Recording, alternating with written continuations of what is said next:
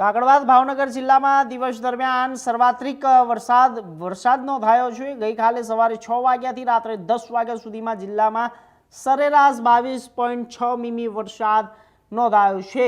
આ સાથે જિલ્લામાં સૌથી વધુ વરસાદ મહુવા તાલુકામાં 62 મીમી વરસાદ નોંધાયો છે, જ્યારે ગરિયાધારમાં 64 મીમી વરસાદ નોંધાયો છે। સાથે વરસાદ નોંધાયો છે જેસર તાલુકાના 51 મીમી વરસાદ અને પાલીતાણાની જ્યારે 35 મીમી વરસાદ નોંધાયો।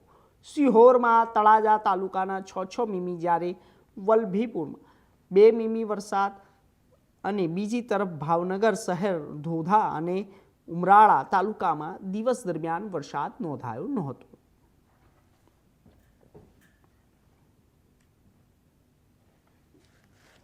વરસાદ નોંધાયો છે।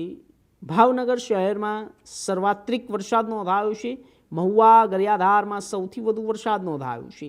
મહુવા ગરિયાધારમાં સૌથી વધુ વરસાદ સામે આવ્યો છે અને આપણે જણાવી દઈએ કે ભાવનગરના જિલ્લાઓમાં સરેરાશ 22.6 મીમી વરસાદ, જેસર પાલીતાણામાં પણ ધમાકેદાર વરસાદની એન્ટ્રી અને સૌથી વધુ વરસાદ ભાવનગરની અંદર નોંધાઈ રહ્યો છે। સવારે 6 વાગ્યાથી લઈને રાતના 10 વાગ્યા સુધી જ્યારે વરસાદ પડ્યો છે અને 22.6 મીમી વરસાદ પડ્યાની સાથે જ સૌથી ઠંડુ શહેર બની ગયું છે। ભાવનગર જિલ્લાની અંદર વાતાવરણમાં ઠંડક પ્રસરી ગયું છે। જણાવી દઈએ જેસર પાલીતાણામાં પણ વરસાદ વધ્યો છે।